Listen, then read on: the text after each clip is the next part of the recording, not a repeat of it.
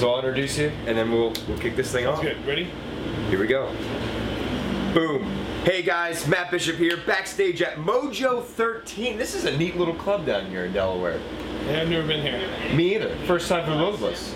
I am here with the one and only Buzz Osborne of the Melvins. Hello, What's everyone. up? How's it going, my friend? Good. Couldn't be better. Well, we could be. We were talking, but you know, nobody would listen if we complained, right? So what's No the one point? wants to hear us complain. Nor should they. We have nothing to complain about. Nothing. No, I mean, life is good. It's the weekend. Rock and roll show tonight. Every night on tour is the weekend. Is it Saturday? Okay. I'll take your word for it. Speaking of every night, you guys are on day 32 of a 51-date tour, attempting to set a world record. You guys got to be getting a little tired. No, I'm always kind of tired. No, that's not so bad. 32 shows in a row tonight will be our personal record for shows in a row. We played 31 in a row before, and tonight will be 32. So every night from here out, we'll be breaking our own personal record. There you go. Progress. We're making progress. Yeah, every day. You guys are touring on the new album, Freak Puke. It's out now. Epic Hack Records. Yes. What can fans expect this time around from you guys? The best thing to do is to expect nothing. Then you can't be disappointed. There you go. That's valid. Flawless. I don't know. We'll do our best. It's kind of a different kind of thing for us, but not tremendously different. I think if you like us in general, you understand that we do weird stuff as it is. And you should totally be able to accept us. If not, well, then there's probably some other bands out there that will do whatever it is you want them to do. You guys have been around for a long time. So many different musical trends throughout the years.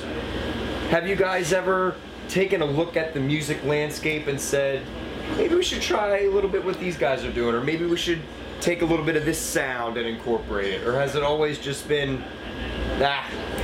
we're just gonna do whatever we want to do? Well, I mean, we've always had influences and things of that nature, but I never wanted to belong to any kind of club or particular scene. It never interested me. And I don't feel like we have any brother bands or anything that we can plug into or be a part of that would make me comfortable. Never really worried about that kind of thing. I always figured we had good taste. If we had good taste, since we have good taste, the music we make will be interesting to someone. Who were some of your influences when you were growing up and starting to play music and write music? I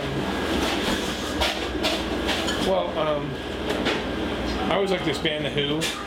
That's really good. They were Hendrix, stuff like that.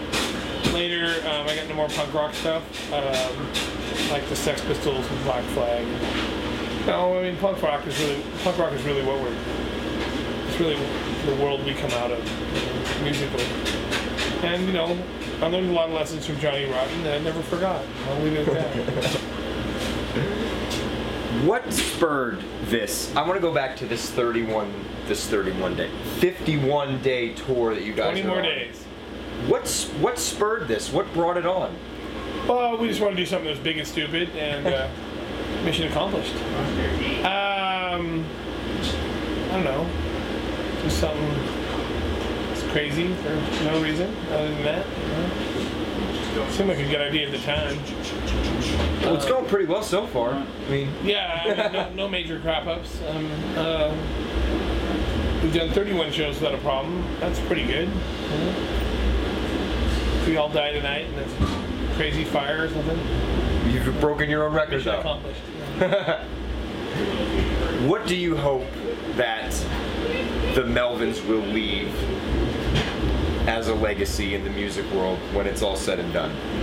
Honestly, I don't care at all about that. You know,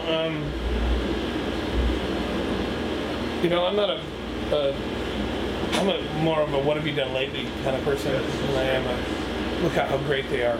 I mean, I do that with other people myself, but I don't feel comfortable with it. I mean,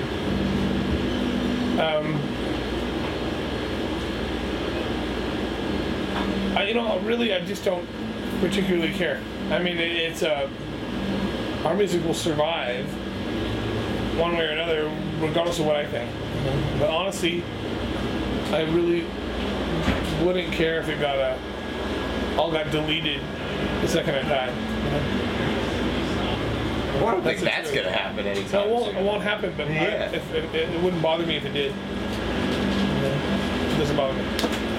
There you have it. I mean, me and my wife always joke about that kind of stuff. It's like, we're not, like, we talk about, we've been married a long time, and we talk about things like, well, if I croaked, what would you do? It's like, well, I don't really care about getting buried. I just want to be incinerated. And, well, what about like a headstone or in the ashes? We don't care about any of that kind of stuff. I just don't care about any of it.